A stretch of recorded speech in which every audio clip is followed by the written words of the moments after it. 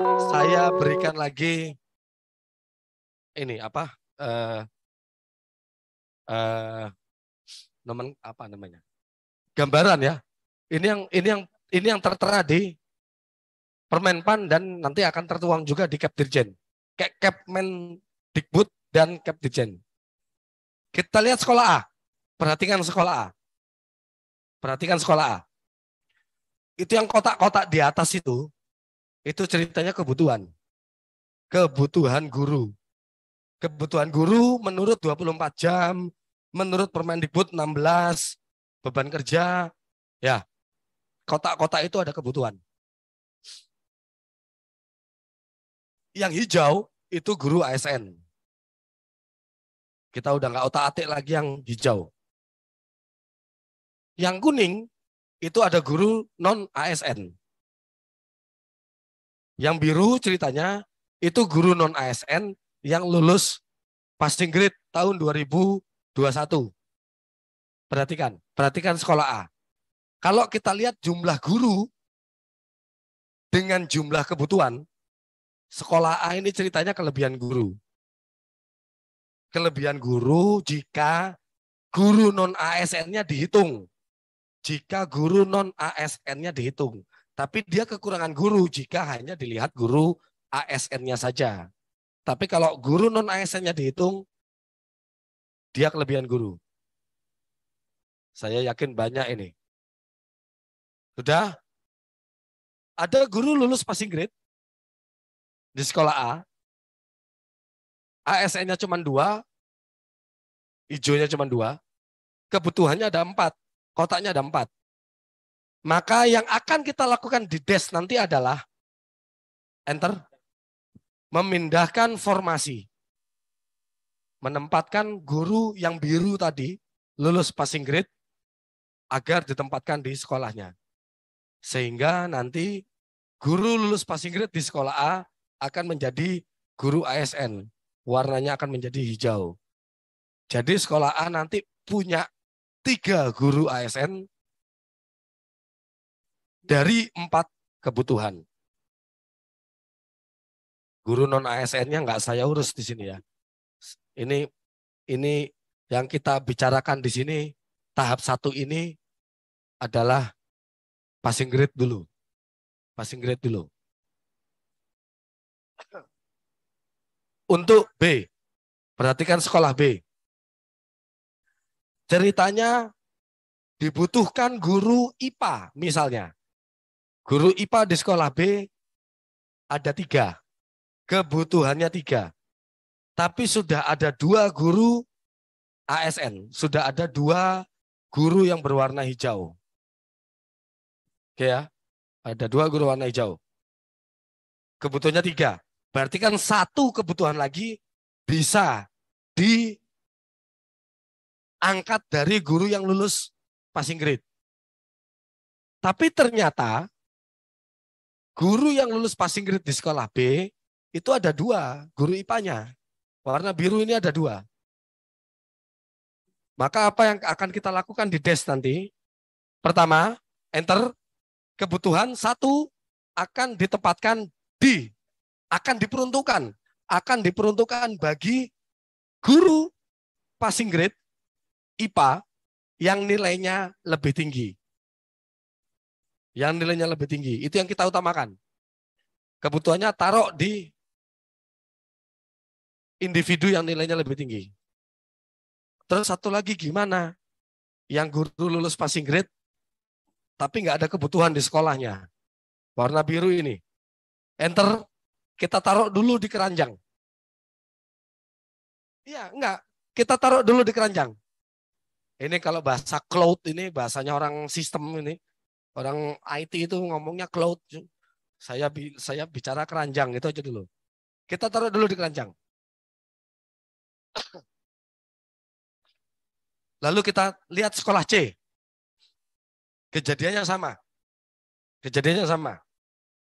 Kebutuhannya 3, sudah ada 2 guru ASN. Enter. Kita berikan formasi ke individu yang memiliki nilai lebih tinggi, lalu orang kedua kita masukkan ke keranjang. Oke. Kita punya dua keranjang, kita punya dua orang dalam satu keranjang. Lalu kita lihat sekolah lain ada yang kekurangan guru IPA apa enggak? Sekolah lain ada yang kekurangan guru IPA atau tidak? Dalam daerahnya masing-masing daerah ya. Masing-masing daerah Bapak Ibu. Di masing-masing daerah Bapak Ibu. Oke. Lalu kita urutkan. Mana yang tertinggi? Nah, yang tertinggi yang ini peringkat 1, ini ada peringkat 2 di dalam keranjang. Yang peringkat 1 akan kita berikan ke sekolah yang memiliki kebutuhan guru yang lebih sedikit. Memiliki kebutuhan guru yang lebih sedikit. Lebih sedikit kenapa? Kita lihat sekolah yang kebutuhan guru tadi yang di atas. Kebutuhannya 5. Kebutuhannya 5, orangnya 4. Berarti kan rasionya keberadaannya kan 4/5. Itu kekurangan gurunya kan berarti kan sedikit. Rasio kekurangan gurunya sedikit. Bandingkan dengan yang bawah. Bandingkan dengan yang bawah. Kebutuhannya 5, adanya 2. Berarti kan kekurangannya 3/5. Berarti kekurangannya lebih banyak. Sistem dapodik tidak memiliki data geografis. Dia cuma punya rasio antara kebutuhan dengan keberadaan guru. Geospasial kita belum meletakkan geospasial yang ada di dapodik. Kami berasumsi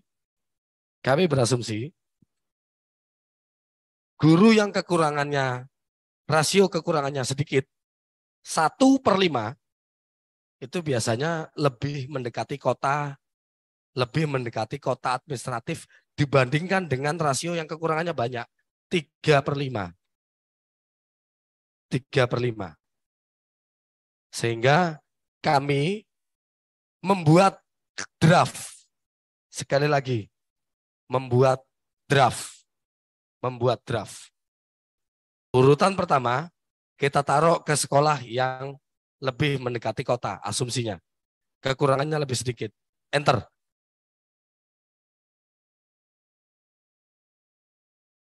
Lalu orang yang kedua, yang nilainya lebih rendah, kita taruh ke daerah yang lebih ujung. Untuk K2 dan negeri. Untuk K2 dan honor negeri.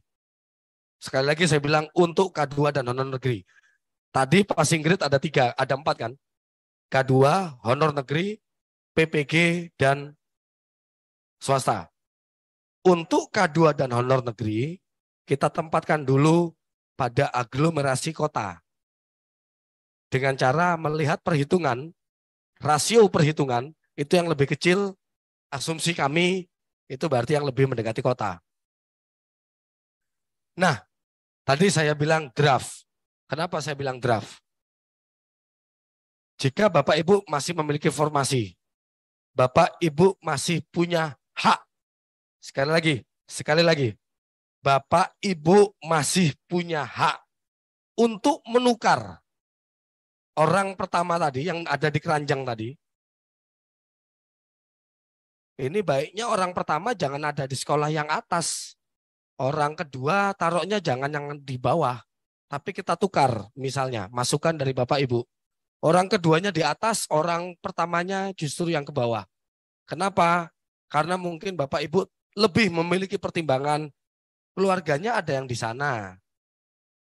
Oh, yang ini perempuan, yang ini laki-laki, yang laki-laki aja. Itu terserah dari pemerintah daerah. Tapi kita di DES itu kita sudah punya draft. Siapa kemana? Siapa kemana?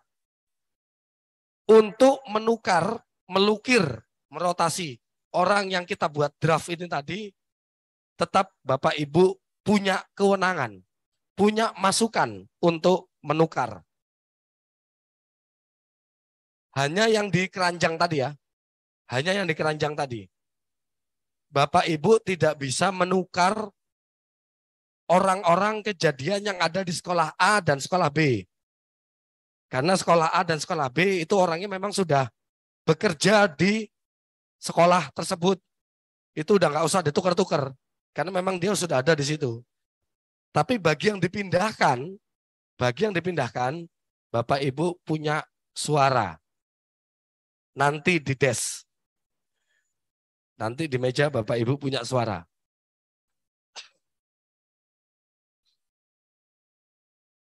Next. Oh, back lagi. Back lagi. Nah, ini saya ulangi. Tadi kan orang pertama ini kan ditaruhnya ke atas. Ditaruhnya ke sekolah yang ada di atas. Coba next. Nah, di situ ada tulisan. Sepanjang kuota formasi Pemda tersedia. Apabila kuota formasi Bapak Ibu tidak lagi tersedia, seperti yang merah-merah tadi, kan guru passing grade-nya kan lebih banyak dibandingkan kuota yang Bapak Ibu buat. Berarti nggak semua passing grade bisa ditempatkan kan, diangkat kan? Nggak semua guru passing grade bisa diangkat. Nah, misalnya kuota Bapak Ibu sudah habis untuk menempatkan guru yang ada di sekolah A dan ada di sekolah B. Misalnya, berarti nanti guru passing grade itu akan tinggal di keranjang. Sampai kapan? Sampai Bapak Ibu membuka tambahan formasi. Jadi, what can I do? Saya nggak bisa apa-apa lagi. Saya sudah tidak bisa apa-apa lagi. Kami sudah berusaha untuk berkoordinasi dengan BKN, berkoordinasi dengan Kemenpan. Bisa nggak ya formasinya diubah-ubah? Untuk mereka bilang bisa, itu membutuhkan puasa 7 hari 7 malam. Tapi kalau Bapak Ibu tidak membuka tambahan formasi, ya sudah, kita nggak bisa apa-apa lagi. Kita tidak bisa apa-apa lagi. Dan guru yang ada di keranjang, ketika bertanya ke kita, kenapa teman saya yang di sekolah A diangkat, sekolah B diangkat, sedangkan saya tinggal di keranjang? Jawaban kami ya pasti satu, silakan berkoordinasi dengan daerah. Jika daerah punya formasi, akan kita segera tempatkan.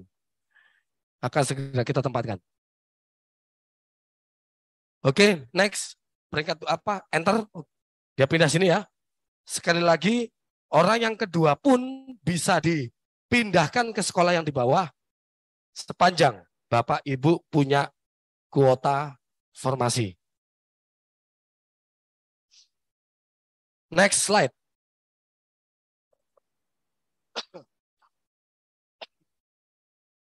Permasalahannya ini bukan hanya kuota formasinya Bapak Ibu saja, tapi ada masalah lain. Selain masalah kuota formasi, bukan. Ya kuota formasi kan korelasinya ke anggaran, bukan. Tapi juga ada permasalahan lain. Contoh mata pelajaran bahasa Inggris. Bapak Ibu itu memiliki guru bahasa Inggris itu kebanyakan. Iya toh. Contoh bahasa Inggris ada lagi TK bahasa Inggris, ekonomi itu kebanyakan. Dan kita semua sudah sepakat kemarin tidak lagi terjadi geser-menggeser guru kan. Kita sepakat untuk tidak lagi terjadi geser-menggeser kan. Oke. Berarti kalau ini kesepakatan kita ya semua ya. Kemarin-kemarin kan juga udah banyak yang demo itu. Saya tergeser. Oke. Berarti yang akan terjadi seperti ini. Walaupun kuota Bapak Ibu banyak, seandainya walaupun kuota Bapak Ibu banyak, Masalah kuota kita singkirkan dulu. Seandainya ada. Untuk guru-guru bahasa Inggris, tidak semua guru bahasa Inggris, tidak semua guru TK, tapi sebagian besar akan mengalami seperti ini. Enter, perhatikan yang A, itu masih sama seperti tadi. Untuk sekolah B juga masih sama seperti tadi. Yang tertinggi kita ambil, yang paling rendah, yang terendah kita taruh di keranjang. Sekolah C juga begitu, yang nilainya tinggi kita ambil, kita angkat di sekolahnya sendiri, dan yang terendah kita taruh di keranjang. Contoh bahasa Inggris ini. Saya punya 2 guru bahasa Inggris di keranjang. Tapi ternyata di sekolah lain tinggal 1 kebutuhan guru bahasa Inggris. Sekolahnya ada di atas. Sekolah yang di bawah itu sudah penuh. Ada 5 kebutuhan bahasa Inggris, 5-5-nya sudah terisi. Ada yang terisi oleh guru passing grade di sekolahnya sendiri, yang warna biru ini. Warna biru itu guru les passing grade. Yang 3 ini warna hijau, itu guru ASN. Dan ada 1 guru non ASN. Ini kalau kita geser guru non ASN-nya, ikutan demo nanti. Katanya sudah tidak ada geser-menggeser, tapi nyatanya saya digeser. Nah itu. Parameter geser-menggeser yang terdaftar di Dapodik ya. Yang terdaftar di Dapodik. Kalau ada guru non ASN tidak terdaftar di Dapodik, mau nggak mau berarti kita anggap itu kosong. Kalau dia marah, kenapa saya digeser? Jawaban kami ya kenapa nggak ada di Dapodik. Gimana kita tahu di situ ada orang. Di Permenpan 20 2022, semuanya di berbagai pasal diulang dan diulang. Terdaftar di Dapodik, terdaftar di Dapodik, terdaftar di Dapodik. Saya tahu banyak guru non ASN yang tidak didaftarkan di Dapodik agar guru ASN-nya mendapatkan 24 jam. Yaitu konsekuensi. Nah, maka yang akan kita lakukan adalah untuk guru yang ada di keranjang ini, enter. Guru yang berperingkat tinggi akan kita tempatkan ke sekolah yang membutuhkan. 1 guru diam di keranjang. Mau nggak mau.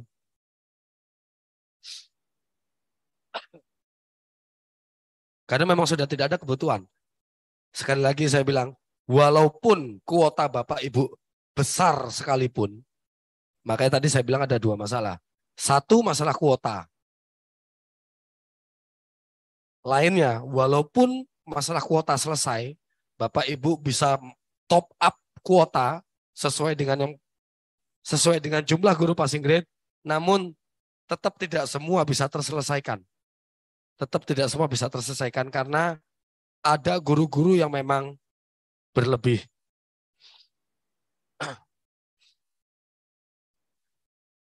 Sekali lagi, ini kita baru bicara K2 dan negeri.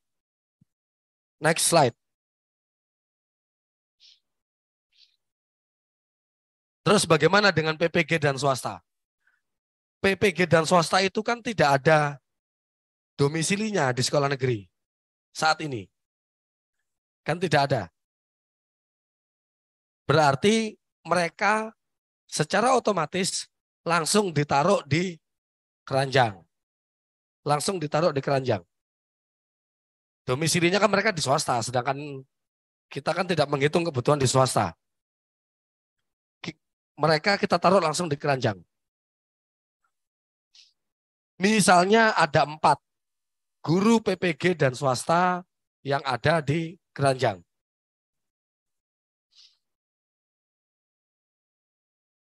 Nah, kita buat peringkat 1, 2, 3, 4. Kita buat peringkat 1, 2, 3, 4. Nah, lalu penempatannya, kalau tadi untuk K2 dan honorer negeri, kita carikan ke yang lebih dekat dulu aglomerasinya. Artinya rasio kebutuhannya, rasio kekurangannya itu kecil. Rasio kekurangannya yang kecil, itu kita tempatkan dulu. Baru yang rasio kekurangannya besar-besar.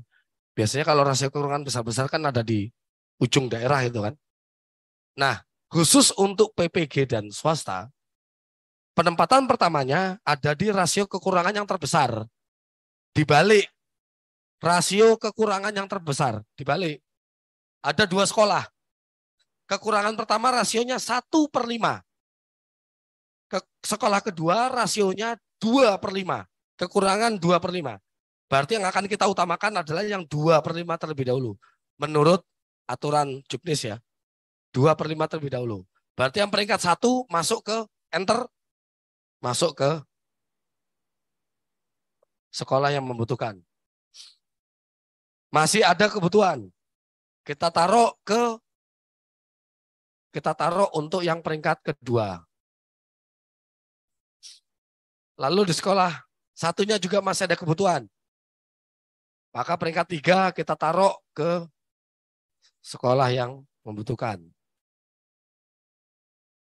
Sisanya 1 orang harus tetap diam di keranjang karena penuh.